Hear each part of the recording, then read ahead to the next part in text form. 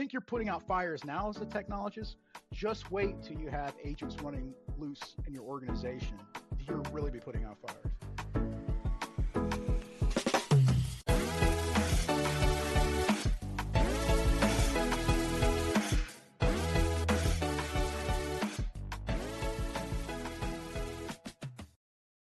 Welcome to the /podcast, where we lean into the future of IT by inviting fellow thought leaders, innovators, and problem solvers to slash through its complexity. I'm your host, James Carman, and today we're talking to Michael Pompey. Michael Pompey is the AI evangelist at Arrow Electronics, where he helps organizations turn artificial intelligence into real-world business transformation through IBM Watson X. A former Chief Information and Transformation Officer for the Girl Scouts of Eastern Pennsylvania, Michael has led major digital modernization efforts across mission-driven organizations.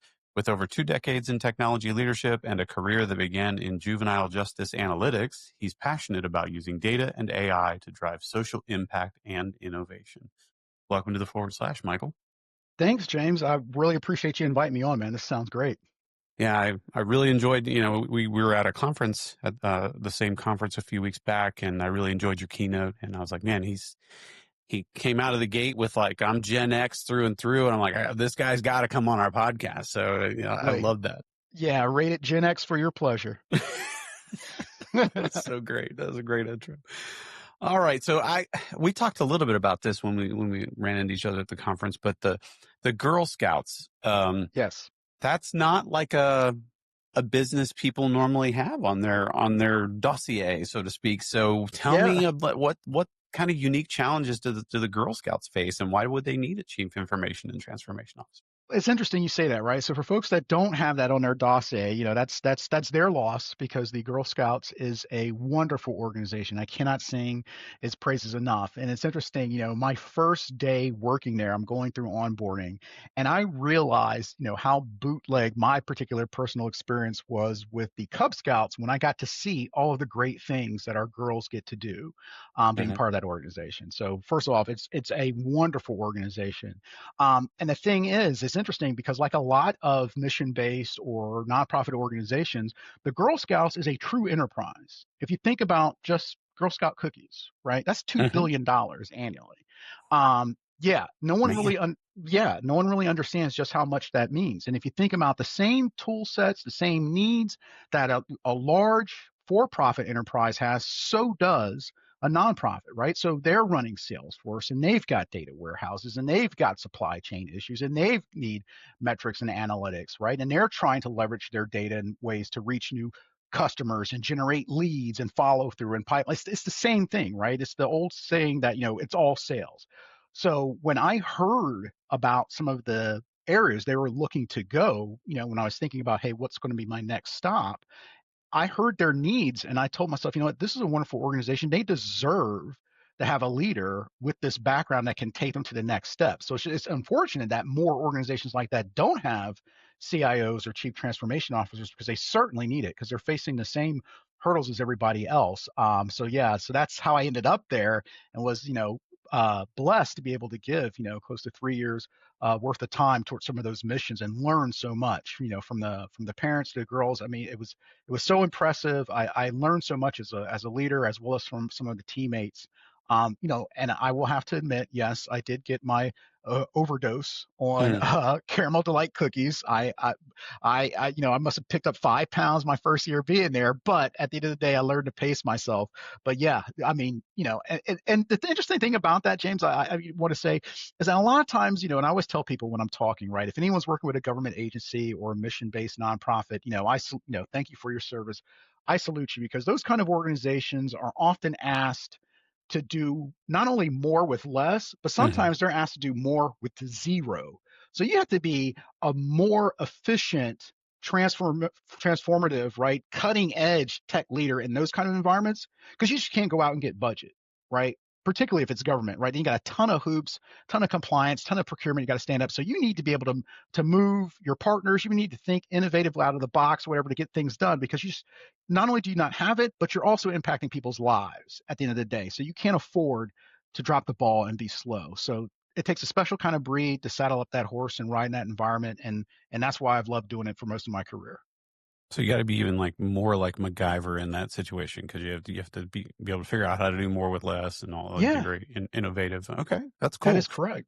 Now I know like how we measure ourselves in for-profit organizations. That's is it EBITDA or top line revenue and all those things. But how do you measure success in those mission driven organizations? Like what are those big numbers that everybody looks at? What do those look like? Yeah, well, it's interesting. It's not too far off as it Hmm. relates to some of those same things, right? So if you're in a mission organization, everyone also wants to know, okay, hey, you know what? How much of every dollar that you either generate or you get goes to your actual, recipients, right? Who's the actual direct service clients? How much actually gets out of the door? And it's a double-edged sword because if you're really good, right? If you're really good, you can have an administrative rate that's really, really low, right? 6, 7%, right? So 93% of everything you get goes straight to your constituent. But there's a dance in that Mm. because at the end of the day, there's not enough necessarily, nonprofit public money going around. So folks are going to look for folks to have, the lowest rate as possible. So sometimes, folks will do more than what they should, right? Meaning, they're overworking their teams or they're overworking and stressing their organization to get that rate lower to get the funding. So the funder is pleased because it's like, oh, well, this organization has a really low administrative rate. And then the organization's like, okay, yes, and I can do this and I put this money. But at the same time, you may get into the habit of overtaxing the organization, the staff, and the people, and so it may be unsustainable. So sometimes you will see a cyclical turnaround time with certain kind of organizations being able to hit the ground running, move very fast, move very nimble, really do some really good work. But then there's like almost like this cycle where they burn themselves out, and then you see funders changing their minds about where they want to put money and things of that nature. So it can be sort of tumultuous in that kind of environment. Yeah, I can imagine you could get into a bit of a death spiral trying to slim down that administrative overhead rate, and then, but at the end of the day, if you were to spend, let's say, 10% of administrative, could you serve better? And the nominal dollars that are going to benefit the people you're trying to benefit is greater, even though you had to 10% off the top versus 6 or 7, right? Well, what's That's interesting probably is a lot of these organizations have been rated by official third parties that take a look at their activities and take a look at their outcomes and take a look at their staff and their credentials and their experience. And sometimes they've come back to say, you know what, you do a good enough work, you should be charging 15. Hmm. 15 is a standard, right? So that'll be the stamp. However, you put a 15 next to someone that puts out a 7, back of the envelope math, folks are like, okay, well, why don't we fund the person with 7? In theory, more can go out. So it's a dance. So a lot of those organizations that push themselves could, in theory, ask for more, but by asking for more, you run the danger of getting less. So Hmm. again, it's a dance, right? It doesn't really cost X. The funder knows it doesn't really cost X, but they get to, say yes, I'm being efficient by going this way, and you get to say yes by getting the money. But then you start chasing the funding, and Hmm. then that becomes your primary business, and all it takes is a change in policy, and you can find yourself, not necessarily being true to your mission, but being true to the funding that you're getting. So it's a very delicate balance. Wow. And so that's one of the reasons I wanted you to, you've had a really cool history or a really cool path to get you where you are. Tell me about the juvenile justice Woo! analytics stuff. I didn't know that about you. We didn't talk about that, but We didn't that talk sounds about really that. cool. Yeah, Yeah. yeah, yeah. I was a juvenile probation officer. That's how I started my career. All right, so it goes way, way back. I'm in school. I'm taking engineering classes, and while I like the idea of engineering, I just hated my experience. I was just like, Uh-huh. this is boring, right? If you gave Mhm. a chimp an electronic calculator, he could do what I'm doing. Oh, and by the way, I was working at GTE Data Services at the same time, so I'm actually feeling that at night Mm. as I'm going to class during the day. So I'm like, okay, no, this is not going to work. So I need to do something. My parents were like, hey, yeah, you're just not going to go to school all the time and just hang out. You need to actually get something. So I'm bouncing around. I'm taking different courses like that. And I fell into a criminal investigations elective, took that class, loved it. Loved it. I could not get enough. And I was like, you know what? I think I found my niche, right? So I just went hard into that. Now I'm out and actually working in the field, and I see all the data that they collect and don't do anything with. And Mm. one of the things I say is like, guys, and I'll never forget, I'm coming in, there's like a quarterly report due. People have filing cabinets open, papers all over the floor. And I'm like, what the heck's going on? They're like, oh yeah, we've got a report to do. I'm like, what's all this paper all over the floor? They're like, well, we got to get the data. And I'm like, this is not in a database? Wait, I was like, do you know 7-Eleven would come in here and kill every one of you that have this much data on their customers as you have on Mhm. this kids? We need to put this somewhere. And so that prompted me to build my first application to track juvenile recidivism and do some predictive analytics regarding, which kids were more likely to show up. And then once I did that and got a taste for leveraging systems, I knew that, you know what, I need to be on the other side of the equation, because once a kid gets there, it's hard to lever resources to turn them around versus preventing them to get there in the first place. Mhm. And from there, that's when I sort of took this weird Lando Calrissian path to do every other different kind of job with technology and helping people that kind of brought me to where I am. So to me, it's all been about leveraging technology, doing the same things that everybody else does, but in benefit of people. So beg, borrow, and steal from the big guys and deploy it for the small guys. That's my motto. So who did you sell out to Darth Vader though to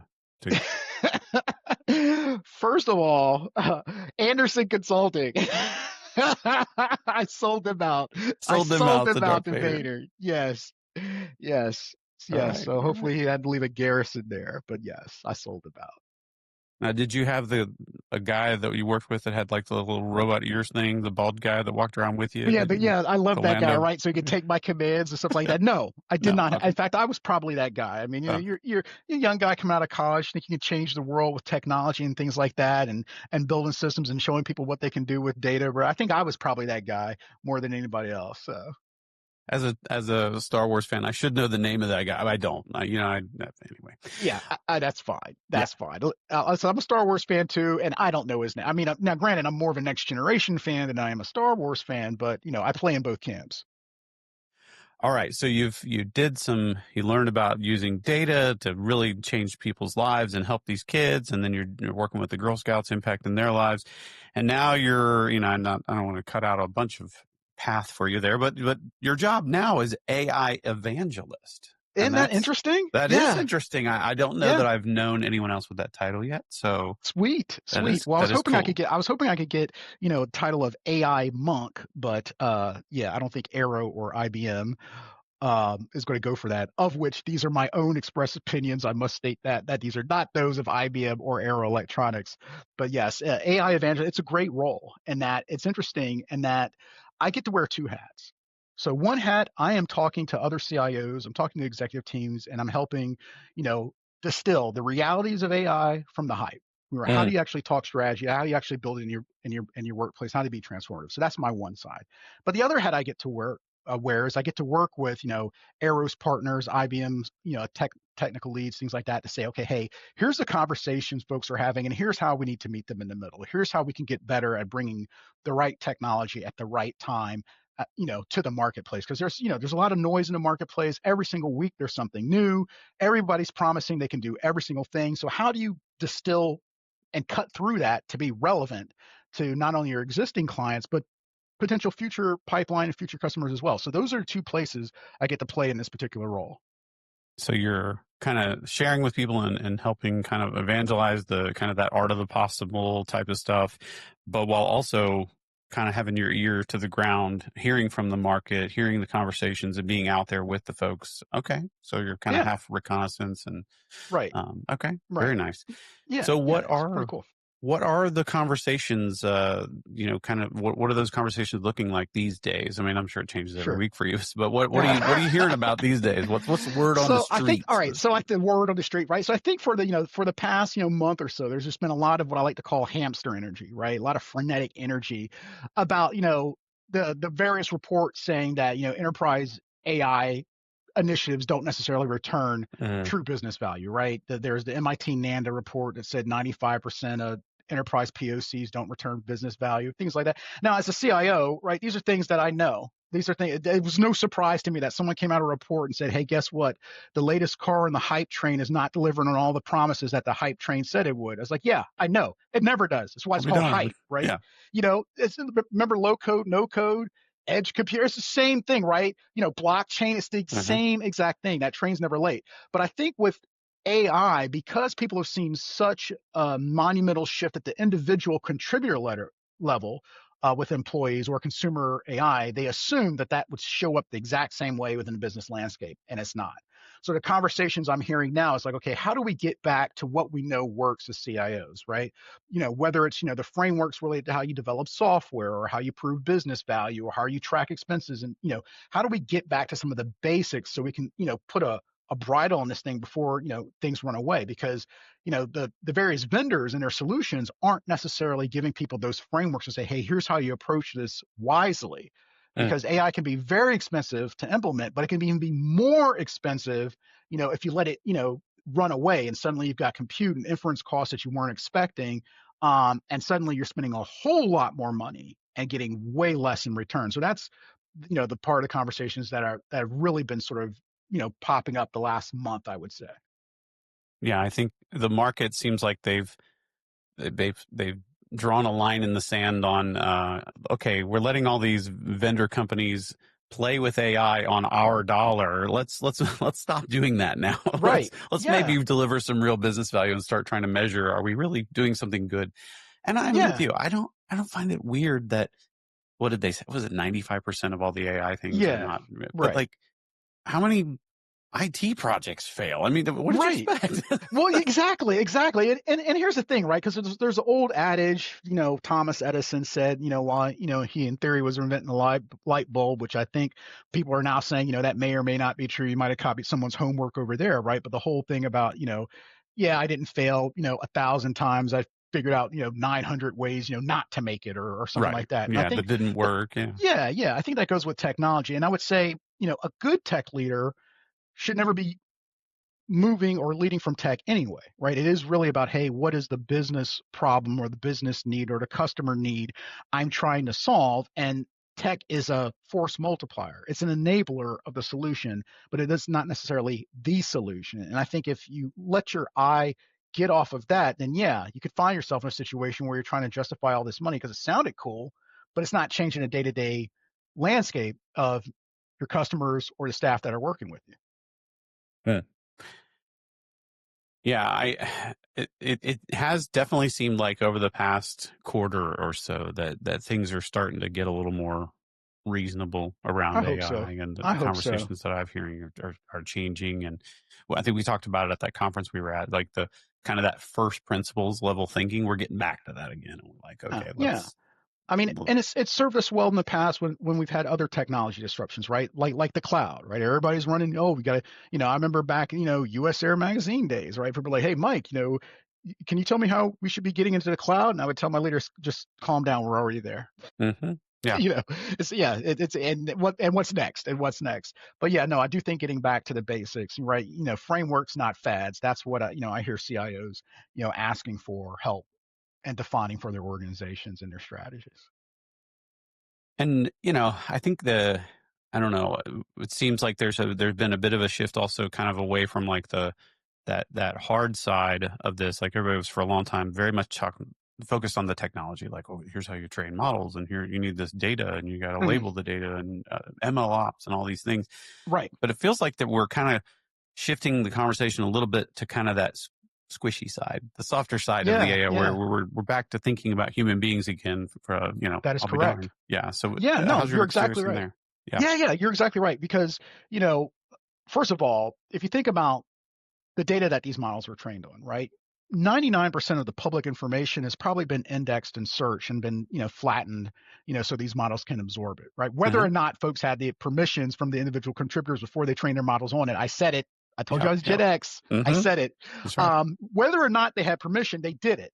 But we also know that in an enterprise, public model doesn't really help you much, right? It's that narrow institutionalized data within your confines that's actually useful. And that's Hmm. where you kind of see this gap. And then when people want to start talking about transparency and want to start talking about trust and want to start about talking about guidance and human intervention and double checking, well, those are human elements. Those are not technological 100%. And it really comes down to, and I say this all the time, folks want trust, in their AI systems. And I'll ask the pointed question, do your staff have trust in you Uh, as a leader? And if they don't have trust in you as a leader, you can bring in the best AI systems in the world. They're not going to trust it. And why don't they trust it? Have you been trustworthy? Again, it's one of the simplest things, probably the thing that's hardest to do. And I think as leaders, that's the piece we need to remember in this new quote unquote agentic age, because the technology and the movement is not going to slow down, right? Staff are going to bring it into your organization, your kids are going to be bringing it into your house, and there's going to be this expectation that we're going to be able to meet them. But at the end of the day, if we want resilient systems, we need to have resilient people. If we want trustworthy systems, we need to have trustworthy people. And again, like I said, at the Cincinnati conference, right? I love humanity. I love it. And we are very good at figuring out who we trust and who we don't, very Hmm. fast. Sure. And I think, as leaders, we don't often get a chance to slow down and say, okay, how do I approach this purposefully so I can make sure that my staff, my organization, and my customers have systems that serve them in a trustworthy fashion. You hear this, and I'm sure you probably hear this a lot. You're out on the road talking about AI with folks. This notion that like kind of AI is this amplification mechanism, and some people phrase it as it just makes you be able to do dumb things faster. That kind of that the gist. Mm-hmm. But Yes. do you think that organizationally that AI, is it going to have the effect of kind of highlighting where those deficiencies are, where the low trust areas are? Is it going to be that kind of thing where it's amplifying those sort of lower trust environments and making them worse? It could be. It could be, but again, it's not the technology, right? It's the Hmm. it's the people using it. Now, you've also heard the adage of when 2022, right? And everyone gets shocked. And ChatGPT comes out, and everyone's sort of amazed by this, and then they're scared at the same time. And Hmm. the statement you often repeated was, oh well, AI is not going to take your job. The person who uses AI is going to take it, right? And I'm like, Right. okay, that's a half truth. That's a half truth, because at the end of the day, depending on your leadership, depending on your environment, yes, automation will take your job, depending on what your job is. Um, and that's just the truth. And I think, in these particular environments, because I used to always make the joke when people are like, okay, hey, you've got this title, of Chief Information and Transformation Officer. What does that mean? I'm like, oh, I help you use technology to make bad decisions faster, right? That'd be the joke that I would sometimes say that, my elevator speech, people would laugh at it. I'm like, but seriously, how quickly are you moving? And I think, again, it can be that enabler. It can be that force multiplier if we purposely choose it to be so. If we are in a race to the bottom and trying to automate everything that's definable and automatable, then what's left? And I think that's the question that a lot of people have on the table, because in the past, that question mark regarding what's left has kind of been the ambiguity, with a person's job responsibility, and they would just assume to take this, and that's the thing that made them valuable. If that goes away, right, or if that thing is highly faulty to begin with, Hmm. where do we put our focus? And I think as leaders, that's a conversation we need to be willing to have. It's sticky, it's uncomfortable sometimes to have that, but it's where we need to go. Hmm. Yeah, I mean, there's a lot of really uncomfortable conversations around AI going on right now that kind of people Yeah. are talking about in the corners at parties, and we're not saying out loud. But like, Oh yeah. Oh, yeah, I there's mean, so there's listen. There's a lot of uncomfortable products in AI that I see coming out that I'm like, okay, so yeah, all right. So this is that. So all right. So for those in the audience that haven't heard me say it, right? One of the things I said at the Cincinnati event is that I was a tech optimist. I love humanity, and that the thing I love most about the humanity is that unless it's against the laws of physics, people can get it done, hmm, right? yeah, People can get it done no matter what it is if it's not impossible from a physics standpoint, mankind can do it. And the quote that I use is one by Jim Lovell, where he says, "Hey, we live in an age where man has walked on the moon, right? It wasn't a miracle. We just decided to go, right? So hmm, humans said, you know what? I want to go there, the place where generations ago people used to worship as a god. I want to go walk there, and we did it. It took hmm, work, but we did it, right? So the things that are problems around us today that seem endemic, seem impossible, when you take a look from that perspective, they really aren't. We could do something because it's not against the laws of physics. But at the same time, the other part of that conversation that I opened up the Cincinnati CIO forum with was that I recognize that, unfortunately, even though we usually get to the good spot, we go through it we sometimes go there with a bunch of unnecessary suffering and pain along the way before we decide to do the right thing. hmm, yep, And I see that happening with some of the AI products and tools as well, things that we know are going to be harmful, things that we know are not going to be of benefit, but they are of profit being pushed out anyway. And that's concerning because we know what will show up later that we'll have to deal with. And prior to 2022, parents were concerned about the effects of screen times on their kids and solitary behavior and things of that nature, Hmm. right? We knew these things were coming along, and now we've got psychologists and we've got PET scans of people's brains about how they're engaging with these tools and what it's doing to their ability to be creative and to problem solve and things like that. And again, the technology by itself is not going to necessarily slow down. So it's going to be us as leaders, us as people, to put our hand on that brake and force this to slow before we, all end up with, I don't know, I guess the equivalent would be secondhand smoke damage in this day, secondhand AI damage or something. I don't know. But I mean, we definitely shouldn't forget our duties and responsibilities with that. Yeah, absolutely. Um, the the notion, like, I know a lot of folks. I kind of had this conversation with people, here and there on the podcast, but like early on, it seems like people are going to be quick to pull that layoff lever, the big L, right? The big L word. Whoa, you mean we can get this done with less people? Why don't we get rid of some people?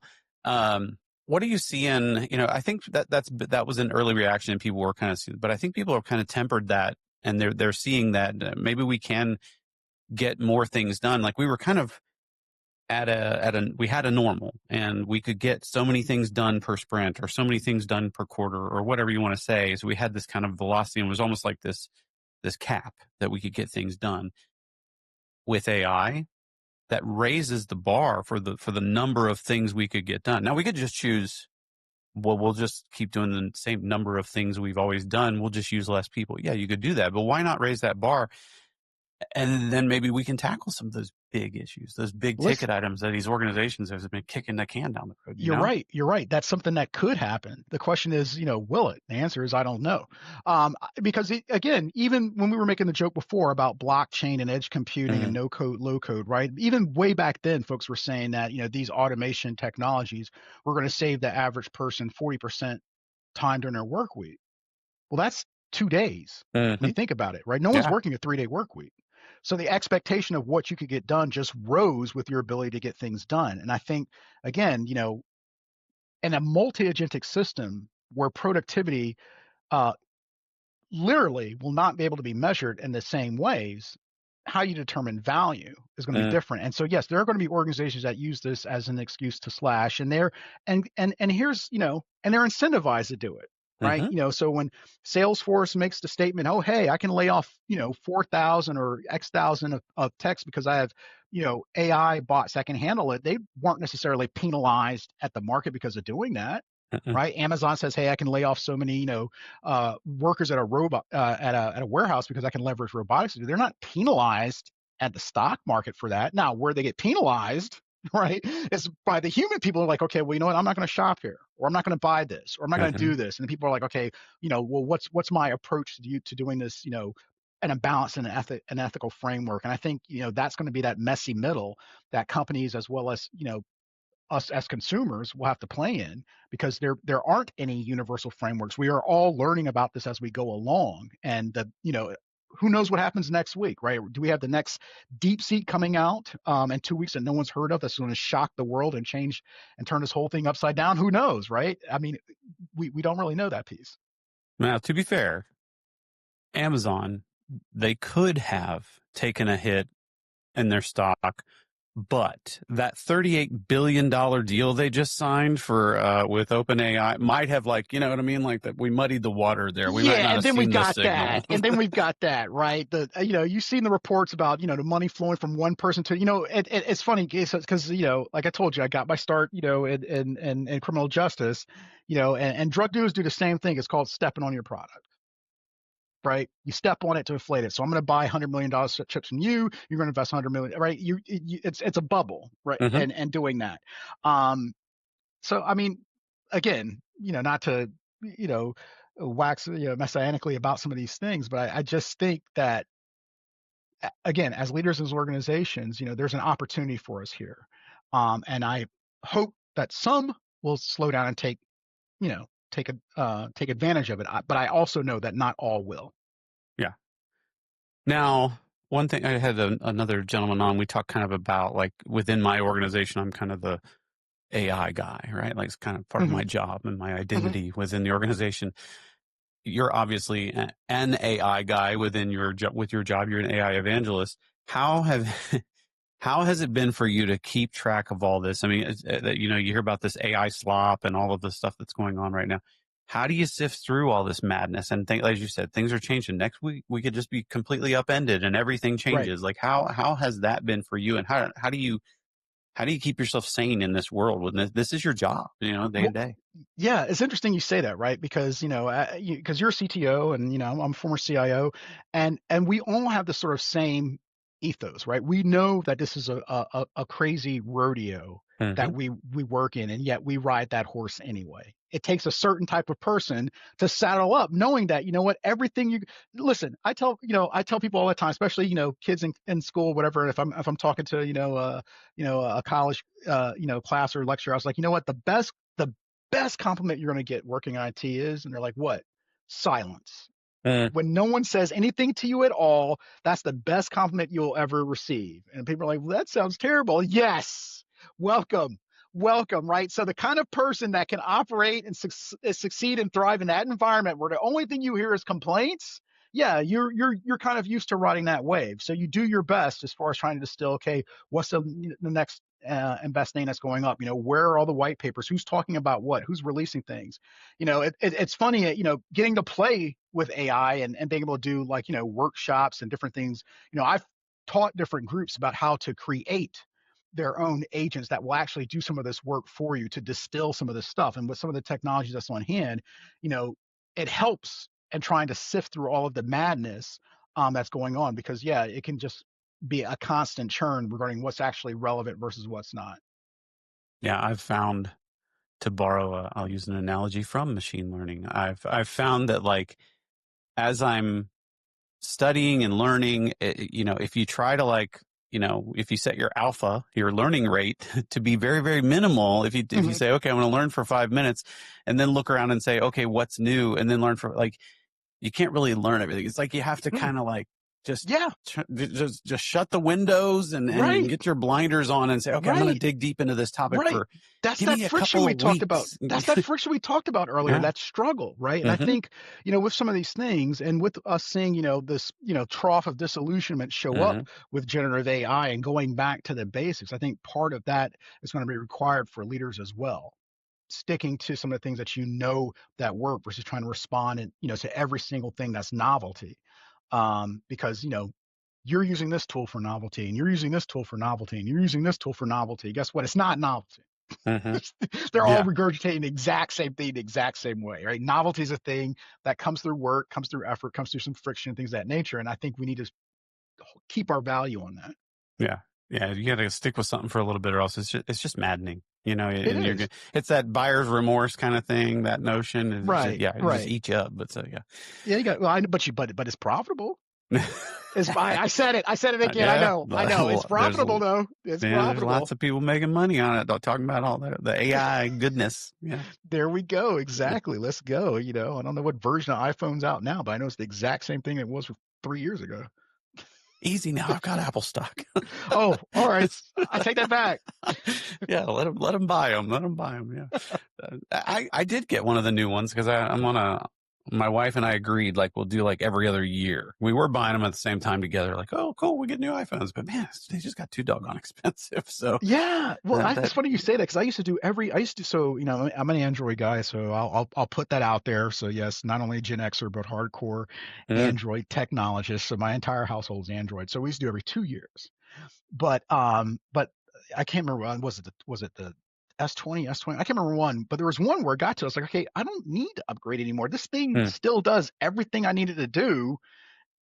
What am I getting with a new one? So I just kind of stayed. And it's like now I'm actually, thinking about doing it. But now the old man in me is coming out because it's like, well, I want one with be able to put in my own SIM card. And I want to be able to do such and such. And I don't want to use this stuff, So now I got to go to, off brand models like CF or whatever to get the new phones, whatever, because the popular ones are no longer doing it for me.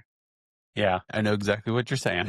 There we But go. the cameras only need to have so many megapixels. Like all I'm Right. doing now is like you can see my wrinkles more clearly when I take pictures. Like I don't need all that, you know?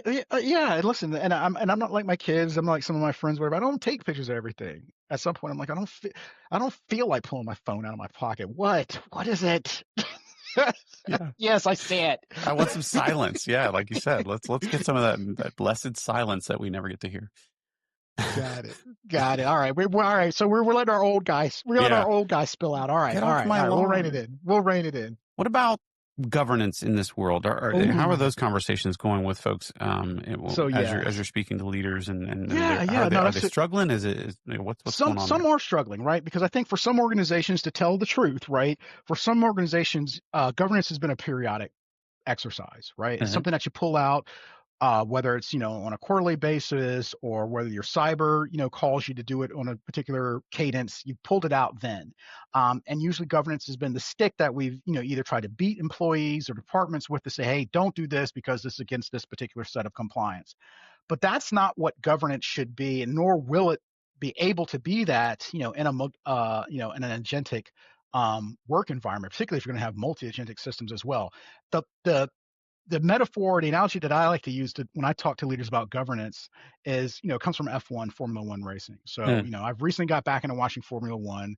I call myself a recovering Lewis Hamilton fan. But the thing about Formula One is the key to winning a Formula One race is not your engine. While you do need it, right? Anybody can drive fast on a straight. The key to winning in Formula One are your brakes, because your brakes allow you to slow down just enough to maintain your speed into a corner and then position yourself to accelerate out of it. And that's what governance needs to be. It needs to be part of your process where you've defined as a business, as an organization, right? If you got regulatory compliance perspectives you need to keep in mind, but you've already designed what those boundaries are. So your compliance is good enough to keep you right along that edge so that you can accelerate coming out of it. It's not about Hmm. speeding the brakes, because in multi-agentic systems, that really have the ability, right, not only to talk to other agents, but call tool systems or whatever, they're going to be able to operate and do work much quicker than you'd ever Mm. be able to hand check it all. So Hmm. you've got to have governance baked in. You've got to have these things already defined before you start playing and turning these things loose. Because once they're loose, again, it's that part of humanity that I love, but I also have to recognize people like easy. And in the beginning, yeah, they're going to like, I want human in the loop for every decision. I'm like, okay, all right, you will, until that becomes cumbersome. Hmm. And then it'll be, I want human in the loop for every decision above this threshold, until that becomes cumbersome. And then at some point, someone's going to say, you know what, it's good enough. Well, do you have the governance behind that good enough? Particularly if it's going to impact someone's finances or health outcomes, or Hmm. build it now, because once those things are in place, it's hard to add it in there um, over the top. So that's the conversations that we're having with governance, that it's part of your strategy. It's not something that you come at afterward trying to stop things from moving. Yeah, they don't usually put brakes on the Formula One cars while they're going around the track. No, and the interesting thing about the Formula One brakes is when those cars stop, right? They've got to bring out battery powered. They almost look like custom made leaf blowers to continue to blow air over these things, because they get to like 1,000 degrees, Whoa.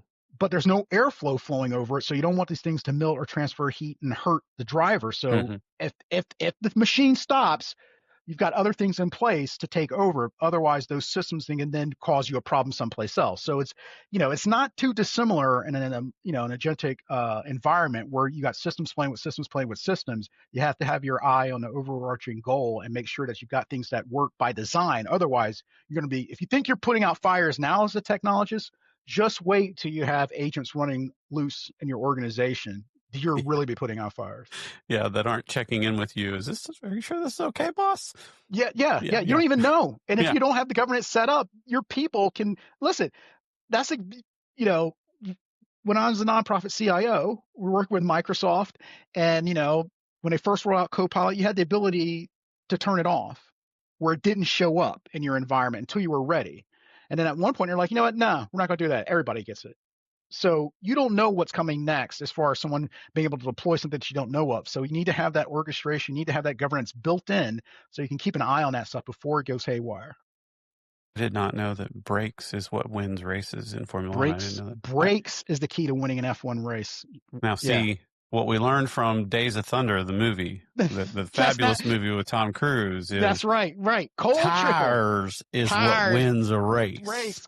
Right. Yeah. Tires is what wins a race, Cole. Exactly. You He even didn't know it's he didn't cool. All right, he there you right. go. He didn't hit you, he rubs you. And That's rubbing right. son is racing. Rubbing is racing. I love when he says, he tells him to hit the pace car. Like, what? Right. You've Because hit if you hit every other anything else thing out out there. there, you better be perfect. I want you to be perfect. Yeah, that's fantastic. I'm so glad you got Robert, that reference. listen, Robert Duvall, that is great. He Now was the awesome. rumor. Now, you saw the new F1 film, right? I The have recent not one with seen it Brad. yet. I've heard it's amazing, but It's yeah. amazing, and some of so I believe they're trying to work up one in pre-production, and some of the hope is, could we have Brad Pitt, and can we have Tom Cruise in a movie again, and one playing Cold Trickle and one playing Sonny, and see what they do together? That's like, that'd be the ultimate Gen Xer's dream, to see those two characters in a film together. Man, that'd be great if we can get Robert Duvall involved in that. I use that line when he tries to go recruit him to come be his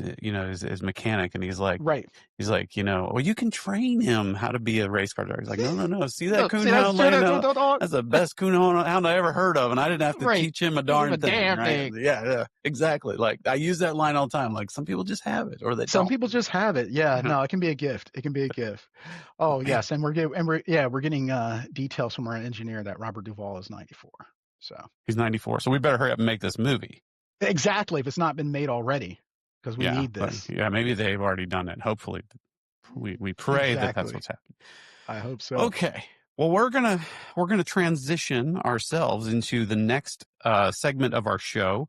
Our next segment of the show is called Ship It or Skip It. Ship or skip, ship or skip. Everybody, we gotta tell us if you ship or skip. And the idea here is, I bring up a topic and you kind of say, Okay. yeah, I like that idea. That's good. Ship it. Or no, that's the dumbest thing I've ever heard of. Skip it. I'm not going to skip it. Gotcha. So what about this notion of, like, you kind of hear people talking about, we've already kind of figured out how to have like AI co-pilots for software engineers. What about AI co-pilots for everyone in an organization? Everything, every role, shop floor, cashiers, like everyone. Like, what do you think about that idea? You think that's got some legs or not? It's coming. I think it's coming. I think people are already using these things for all kinds of tools and all kinds of use cases. It's interesting. I knew of an organization that rolled out a chat bot related to customer service. And it was so good at having conversations that people started reporting cases of self-harm with this tool, because it No would way. listen. Oh, They okay. hold a conversation with you, and people felt comfortable. So people are going to be using these things for lots of. I mean, I think there was a report that OpenAI released recently about the number of people that are using their tool for medical advice, even though they particularly say not to do it. So I do see, folks leveraging these tools for all kinds of things because it makes it easier. Whether or not it's better, again, that's a different conversation. But I see it happening.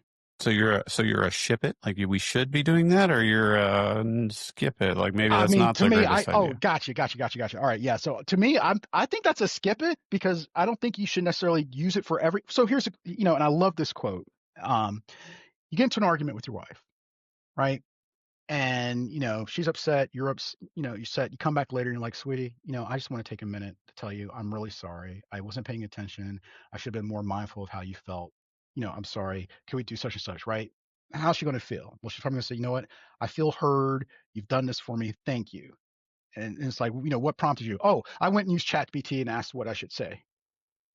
It would invalidate everything you just said. True, that's true. Right? Yeah. Okay. So I think in certain situations we need to be mindful, if we want this to be honest and genuine, then you know what? We need to let, our human roughness show. Mm. We need to let some of that come through. It doesn't have to be perfect all the time. That's what makes it, that's what makes a Ming vase a Ming vase, not because it's stamped perfect like a machine could do, but there's imperfections in it because a human did it. And I think, in certain areas we need to hold to that. So no, I am a skip it on using Copilot and everything. You telling me in the chat you can help me get out of an argument with my wife? Listen, we're old Is that enough what to you're know saying? that the way to win an argument is not to be in it in the first place. Yeah. Okay. I was gonna say, I've been doing it wrong. See, this computer here told me I need to be more human, and here's how to do it. Yeah. Don't say that piece. Don't say that piece. All right. Again, there's like a moratorium on laws around AI, regulatory moratorium on AI. Is that a good idea? Should we be doing that right now, or is that a bad idea?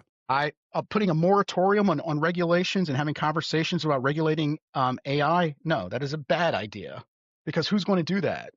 The only potential saving graces is that the moratorium that folks are saying aren't going to stop the lawsuits. So the lawsuits might force people to come at the appropriate guidelines and the transparency regarding decisions and being able to have explainability in their systems and things of that nature, because the lawsuits aren't going to stop just because, there's a moratorium on standing up any kind of safeguards or regulations around this. So while I think it is not a good thing not to have those conversations, again, the punitive things are going to force us to address it sooner or later. Yeah, I think on those things, it's tough, because it's like you don't want to stifle, right? You don't want to do too much regulation to stifle. But yes, you're right. There's going to be, as you said, we find new and interesting ways to, pull the wool over someone's eyes, and Right. those sort of things. So, there's a balance. Maybe there's a period of time that's okay to kind of leave the gloves off. But at a certain point, like we got to start thinking about, okay, how do we make sense of all of this and make sure that we can all, coexist with this stuff. Okay. Exactly. So forever we heard about shadow IT, and now you're hearing a lot about shadow AI.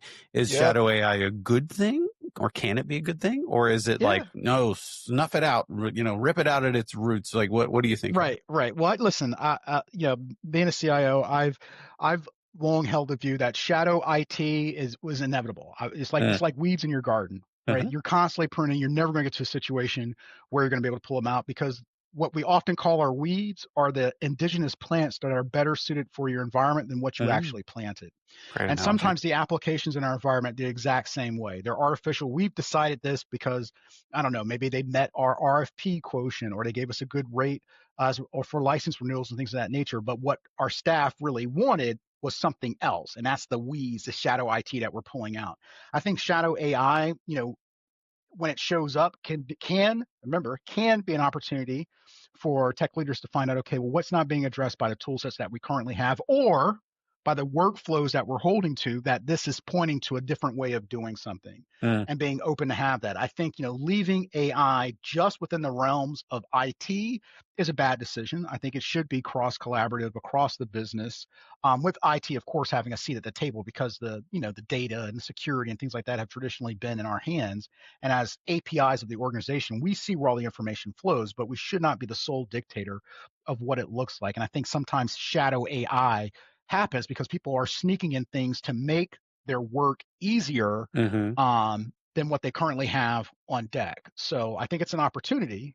I don't think you're going to be able to rip it out by the roots entirely, because it can come in so easily. I tell leaders all the time, if you think you've got your organization buttoned up, give me 15 minutes and I will show you how your staff are sneaking it in without you knowing about it. Because it doesn't have to be on your system for it to be in your environment, right? It's on your staff person's phones. It's on their Meta integrated Ray-Ban glasses that they just walk through the front door in, and are taking screenshots and videos of everything happening in your. It's already there. So the question is, why is it there? What's it doing? What can you provide that's equivalent or better that allows you to keep, your precious assets, your data, your customer information, things like that, secure, and address, again, the human side of that element, right? Your staff's needs to get their work done. Yeah. I mean, I think barring any sort of like regulatory or anything like that, we've always said like shadow IT or shadow AI is kind of, that's usually showing that's a failure of IT. And the way we typically have seen organizations will address it is like they try to just bring that hammer down, that hammer of just, you're not supposed to use this, but they should look at it differently. Just like you're saying, how they use like Dr. Ian Malcolm from Jurassic Park, where he said nature finds a way. Like that's what's going on here. The business is finding a way to get its job done easier. They're innovating. This is innovation. Whether you don't have to be a computer scientist to innovate. They're innovating and figuring out a way to make their own lives better. dig in, look into what they're seeing. You're like, oh, I Yeah. didn't know that was even a pain point for you guys. Right. Right. Yeah, I think we exactly. And I think, look at. if we want, life to find a way, we need to be in there with the businesses as well as tech Mm, leaders. And I mm-hmm, think for some organizations, the tech team and leadership and structure isn't about innovation. It's about keeping the lights on, keeping things stable, and keeping costs low. Well, mm-hmm, innovation is disruptive. It, mm-hmm. it, it tears things up when it first shows up. If you think about all the things that came, or you think about when cloud showed up and everybody had their colos and everything was working fine or whatever, and suddenly it was like, wait a minute, I'm just going to move to give my stuff to Microsoft. What Yeah. about all these servers I just bought that I was, that I was expensing and writing down and changing my balance sheet? Those are going to go away. I'm not going to have any capex anymore. I'm not going to be able to, make the books look good by depreciating this stuff. I'm just all going to be operating again, disruptive. And I think AI is proven the exact same way. So it's an opportunity for those organizations if they want to really be thought partners and process partners to kind of go take a look at it, join at the table. Hey, where can we use this? Where can we let this go? Where it's safe to have a POC or, an idea related to the technology and see if it can ripple out from there. Yeah, it's funny that, again, we're back to like these concepts keep coming up. I mean, we at least reuse the word shadow to name There it. we You know what I go. mean? We at least reuse that. But can we call it something different that we don't have to, like, number one, shadow sounds kind of nefarious, right? Like, Right. can we call it what it Bootstrap is? Yeah. AI. Like, yeah, let's embrace it. It is Right. innovation. People are Right. trying to find a way to The make their people's lives better. right. The We should lean people's into it. AI. Yeah. That's what it is. The And people's it's going to be platform. shadow quantum, next, right? Oh my, woo. Forget that stuff. Yeah, Like, well, the thing about, quantum's still very, very, very expensive right mm-hmm. now. Yeah, So your staff yeah, aren't sneaking that in. But yeah, but yeah, once they right. start leasing time on those qubits or whatever, then maybe we'll see some stuff. But yeah, Yeah. I think GTA 6 will be out before quantum Let's hope comes in so. your Let's hope so. organization. All right. So that was ship it or skip it. Yeah. So now I'm surprised you didn't bring up vibe coding. but you know what? That's our warm up question. All right, go ahead. Okay. We'll do vibe coding. What do you got? Okay. Vibe coding. Skip.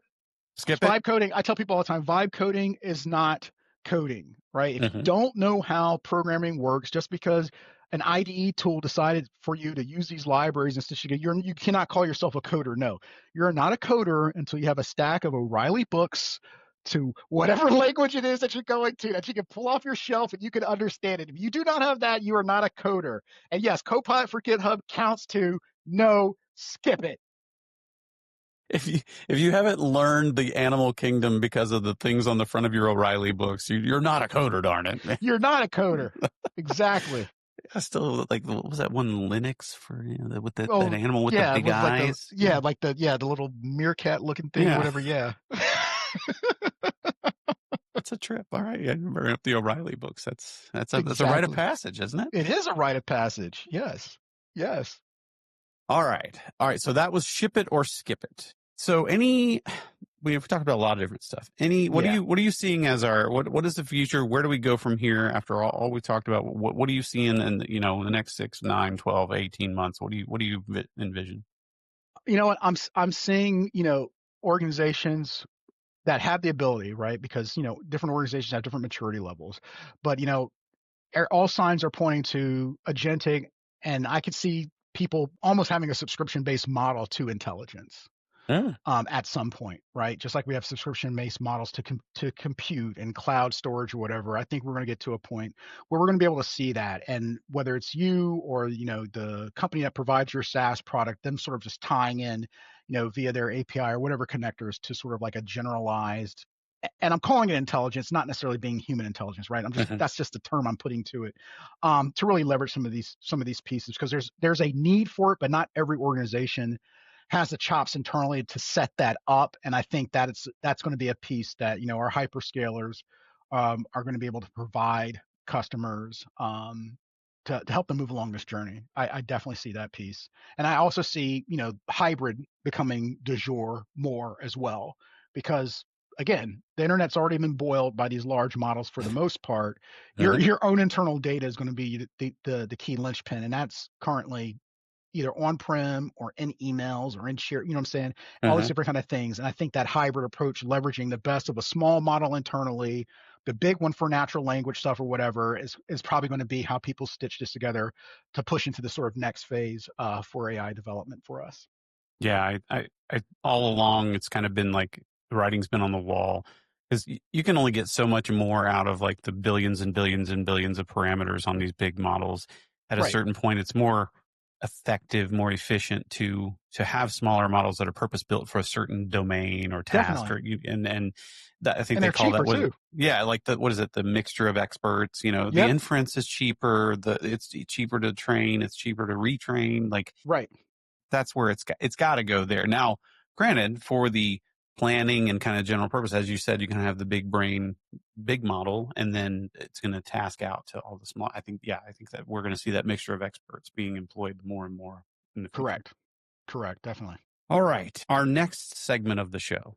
So All this right. is we've done the warm up. We've gone through the motions of just talking about the things we have to talk about because we're a tech podcast. We got to talk about AI. But now we're getting into the real meat of the conversation. And I was, the last guest I was explaining, like most guests or most of our listeners, they'll just fast forward through the stuff we just talked. They want to get to this lightning round. It's time for the lightning round. Rapid fire, don't slow down. Answer quick and make it count. In this game, there's no way out. It's time for the lightning round. The lightning round is the segment of the show that people tune in for, and this is what they want to hear. Okay. Again, I don't have any data to back that up. I don't. I Oh, just, okay. Well, that's good. I'm making it up. Gut So works. this is quick fire. Ask Okay. any questions, but we do have a scoring mechanism. We actually do rent a quantum computer because the algorithm is so complex that we need to use Great. Shore's algorithm to do Okay. the scoring. There's a lot that goes into it. I don't want to bore you with the details. Appreciate that. Just make sure it's IBM's quantum and we're good to go. Well, absolutely. And I got you'll to kick understand. braces. Yeah, you'll understand once we get into the questions, you'll understand why we need such a complex algorithm for it. Okay. All right, let's go. Are you mentally prepared? I believe so. Okay. Yeah, I mean, nobody knows. Number 1, Super Mario Brothers or Zelda? Super Mario. If you could push a button to make everyone in the world 7% happier, but it would also place a worldwide ban on all hairstyling products, would you push it? You say the guy who has his hair cut down really low? Yes, I would push that. I would too. Yeah, that's a selfish thing, though. I don't have hair to worry about. Right. Exactly. Now, I'll do this because it's topical. Are you a no shave November kind of guy? Do you engage in that activity? Do you grow your beard out and make your wife upset for a month and then shave it into December? Yeah. No, I am not part of the no shave or no anything else November. So whatever I was doing the other 11 months of the year, I do it through November keep as doing well. it. Yeah. Okay. Exactly. Just another month. Yep. Just another That makes month sense. for me. Yeah. What size bed do you typically prefer? Queen size bed. And now is that in your home or when you travel or both? when I travel. Yeah. I'd rather have a queen. Yeah. I feel like I'm lost in the. Yeah. It's too much space. Don't need it. Did you ever believe in Santa Claus? No, never. Because I Never. could see all of the commercials about stuff going on sale and my parents going out and buying things. So yeah, there was no chance of Santa. But what I did believe in the Tooth Fairy. Okay. I believed in the Tooth Fairy. My heart was broken when I found my dad. He accidentally woke me up sneaking money underneath my pillow. And that's when I realized, I stuck my hand in there and I was like, and I realized it was him all along. That one hurt. Now, were you upset because you thought he probably should be giving you more money, or like? No, I was upset because I thought she really Betrayed. cared about me, and if I brush my teeth really good and do this, then the tooth fairy would come. Oh, and my mom would describe her and all this kind of. I just imagined that this princess would come and she was doing things, and I was trying to be extra good for her and all this kind of stuff, and to find out it was a trick. It's like a betrayal. It is. It is. But we keep doing it to our kids. No, generation after generation. You didn't? Nope, Okay, good. That one stopped. Okay, well, I appreciate that. That one stopped. All right, what was your favorite childhood TV show? My favorite childhood TV show, Dukes of Hazzard. Good answer. That was fantastic. Just jump your car off of nothing. Yeah, and shoot things with bow and arrow with light or what Just did they have? They explode. attached dynamite to I their had no, arrows. I had listen, and that's the beauty of growing up when we did, right? Because I had no idea that I was not the intended demographic for that show. These were awesome. We didn't I care. just sat around and loved it. I had no clues. Just driving around fast, just good old boy, right? That's They were right, mean yeah. to- yeah, exactly. I had no, and it's interesting now thinking back, just my parents, what they must have thought as their son is sitting on the floor, watching Dukes of Hazzard every weekend, when it came on or whatever, just what was going through your head is what I have failed you. I have failed you. What have I done to my child? Yes. This was not what the dream supposed to be like. Now, at least you didn't stay tuned for the next show. Hee haw! If you did no. that, now that's No. taking it to a whole nother level. No, I didn't understand hee haw because Yeah. if it would show up with a cartoon, it wasn't a cartoon. I was like, okay, Right? I don't Yeah, get this. yeah. That was taking it to a whole nother. Yeah. Okay. Would you rather be able to speak every language in the world or be Mhm. able to talk to animals? Every language in the world. You don't want to hear what an animal's got to say, huh? No. Yeah, No, okay, people. that's fair. People. You're not gonna I'd rather learn what much. people would say. You I'd won't rather what learn much people would from say. I an know animal. I'm hungry. Don't eat me. I'm scared. Yeah, no, got it. I did like that one Star Trek where he did the mind meld on a whale. I don't know how that works, but I feel Star like Trek that's 4, The Voyage Home. the voyage home. Yeah, well, it doesn't Yeah. seem like that should be possible to mind meld a whale, though. You know what I Well, mean? exactly. I guess it's. I don't know. You know what? If Spock was Beta Z, it would work better because it's emotions. I don't know. Maybe Troy. Maybe getting Troy in the water. and she Troy could- should have jumped in there in Yeah, the she pool could have with jumped it. in the pool with it and mind meld. Now here's one this is getting into really deep thoughts. The Got it. Jack Handy level deep thought. Okay. Is it wrong for a vegetarian to eat animal crackers?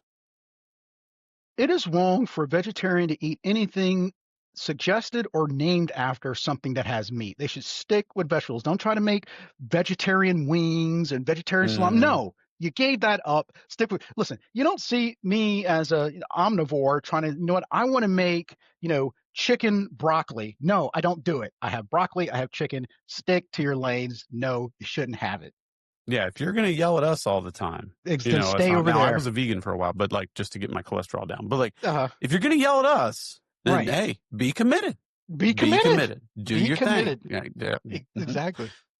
All right. Yeah, when the vegans are throwing paint on you but they're wearing leather belts. Oh, Right. hold on a Yeah. second. Hey, come here. on now. Hold on. No, you don't get to do that. All right. What place is it that you would most want to travel to? Wow. The place I'd most love to travel to, orbit. I'd love to see the Earth from orbit. And not the Blue Origins Amazon go up, come down. No. I would want full being able to see the entire Earth. But they got to claim they were astronauts. No. There are rules, Lebowski. Yeah, we got to set the bar higher for astronaut. If those people got to claim they were astronauts, exactly. No. Yeah, I don't even remember who it was. There was someone on there that was like, "No, we're changing the definition." If that's if you exactly. Get to be, No, that doesn't work. Name one of the 7 dwarfs. Grumpy? Okay, all right. What's your favorite type of tea? Earl Grey. Earl Grey. Isn't that a Bond thing or something? I know. No, that's Picard liked it. Picard. Yeah. That's what it was. I knew it was an Asian accent. Yeah. Tea, Earl Grey. Computer. Tea, Earl Grey. Hot. Yeah. Exactly. Yes. What is the fastest speed you've ever driven in a car? Fastest speed I've ever driven in a car was 160. That's moving. Yeah. Okay. Now I got to hear this. When did this happen? How did this happen? So I had a supervisor, that one time let me stay at his place while he was on vacation, and he had a I think it was like the Z300 in Mhm. the garage that he told me not to take out. I took it out. It sounds like a Will Smith song. I took it out. Yeah, also told me not to have friends over, had a pool. I mean, I had a Mhm. boat in the back to the canal, told me not to mess with it. I messed with all of Okay. Okay. it. Yes, exactly. So She yeah, that was left the the fastest I did. keys to the Yeah, brand new Porsche. Would they right. mind? Yeah, Well, scary.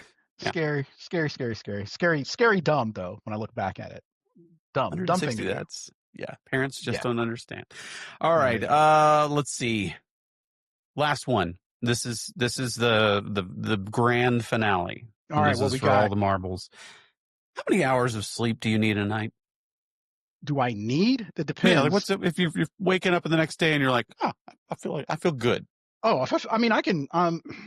For me, if I feel good, if I get a solid 7, I feel good off of a solid 7. I could pass for a human off of 4.5. Yeah, yeah. Yeah, but yeah, seven's a good metric for me.